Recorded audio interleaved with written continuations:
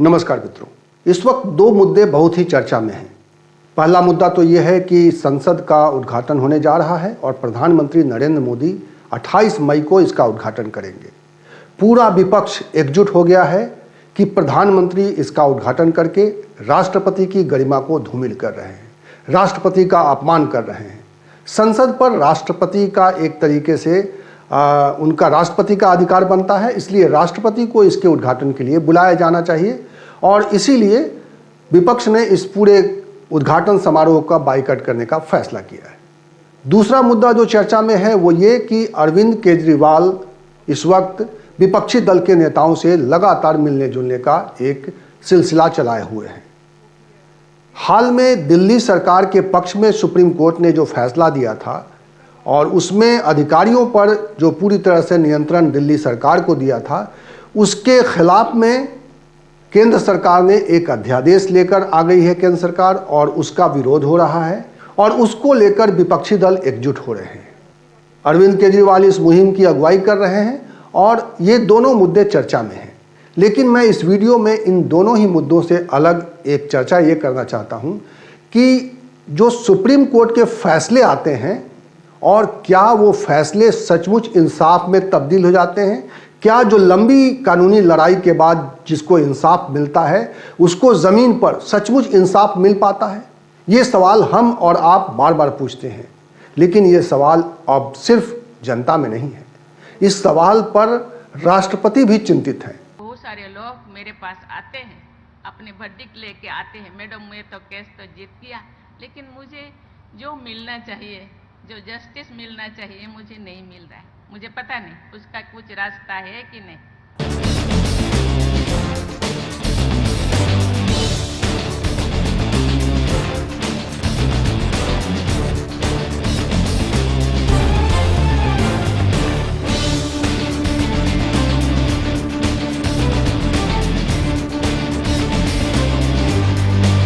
रांची में नए हाईकोर्ट भवन का उद्घाटन करने पहुंची द्रौपदी मुर्मू ने इस बात को अपने भाषण में खास तौर पर इसकी चर्चा की। मैं वो भाषण का हिस्सा आपको सुनवाना चाहता हूं क्योंकि ये बहुत ही महत्वपूर्ण है कि राष्ट्रपति तक इस बात से सहमत है कि अदालतें इंसाफ तो दे देती हैं, लेकिन उसके बाद ज़मीन पर वो इंसाफ उतरता है कि नहीं, उसके बाद जिनके लिए इंसाफ किया जाता है क्या वो थोड़े समय तक ही खुश रह पाते हैं, उसके बाद उनके जीवन में फिर उसी तरह का अंधेरा आ जाता है। और इस तरह का सवाल राष्ट्रपति मुर्मू ने उस वक्त उठाया है जब मंच पर कानून मंत्री मौजूद हैं, मंच पर चीफ जस्टिस ऑफ इंडिया मौजूद हैं और मंच पर झारखंड के चीफ जस्टिस मौजूद हैं। तो ये बड़े लोगों के बीच में, एक महत्वपूर्ण लोगों के बीच में राष्ट्रपति ने इस मसले को उठाकर एक तरह से इस सवाल को जिंदा कर दिया है कि क्या सुप्रीम कोर्ट और बाकी अदालतों से मिलने वाले इंसाफ ज़मीन पर उतर रहे हैं, क्या लोगों को सचमुच इंसाफ मिल रहा है।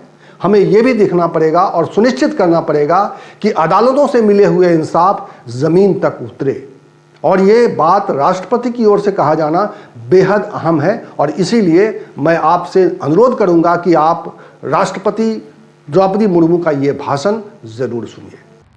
मैं लैंग्वेज की बात करती हूँ, लेकिन मैं हिंदी इंग्लिश में बात करती हूँ। मैं धन्यवाद देना चाहती हूँ चीफ जस्टिस ऑफ इंडिया को और हिंदी में यहाँ स्पीच दिए।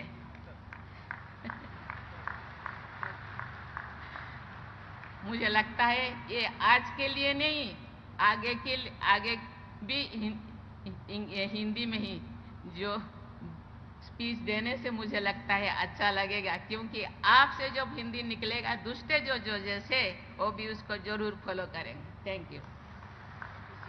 बिफोर आई कंक्लूड आई से समथिंग। मैं आज इसीलिए यहाँ कहना चाहती हूँ कि यहाँ chief justice of India, chief justice of Jharkhand high court और बहुत सारे जजेस सुप्रीम कोर्ट के, हाई कोर्ट के, एडवोकेट्स, लॉयर्स, बहुत सारे विद्वान व्यक्ति यहाँ बैठे हैं।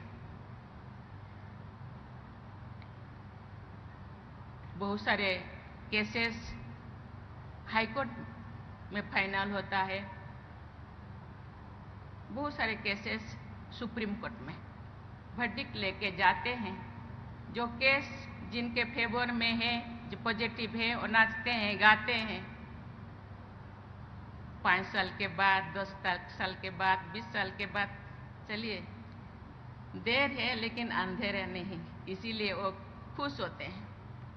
लेकिन उनका खुशी कुछ दिन में ही वो गायब हो जाता है, क्योंकि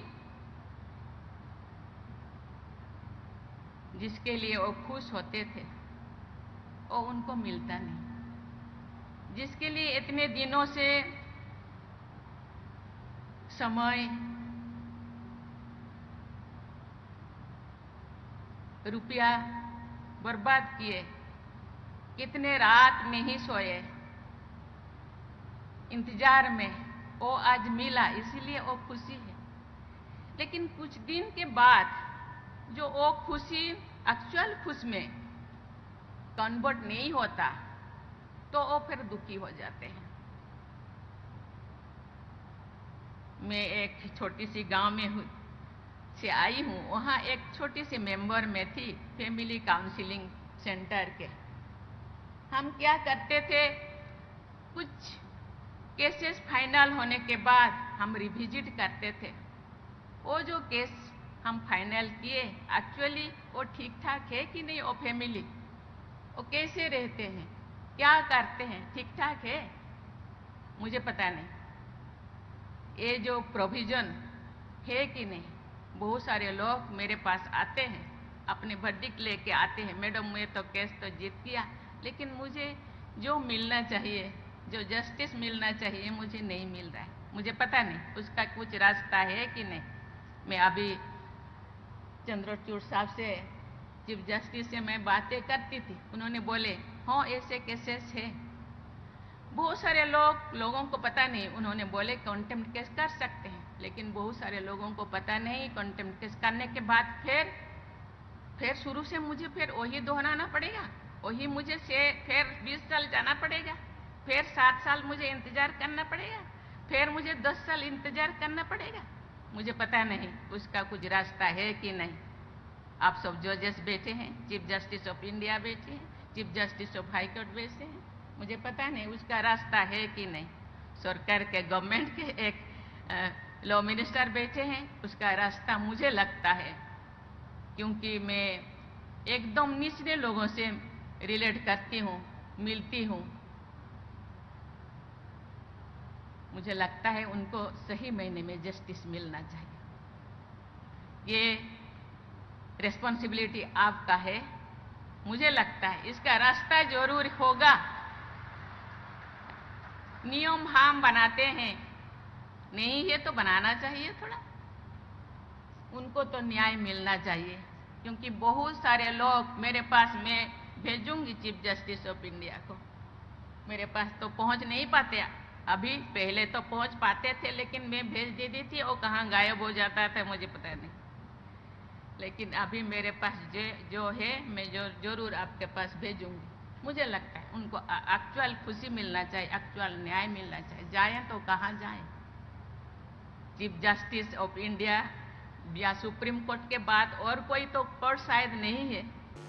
इस वीडियो में इतना ही। इसी तरह की चर्चा के साथ, इसी तरह के विमर्श के साथ और इसी तरह के सवाल के साथ मैं आपको मिलूंगा अगले वीडियो में। तब तक के लिए नमस्कार।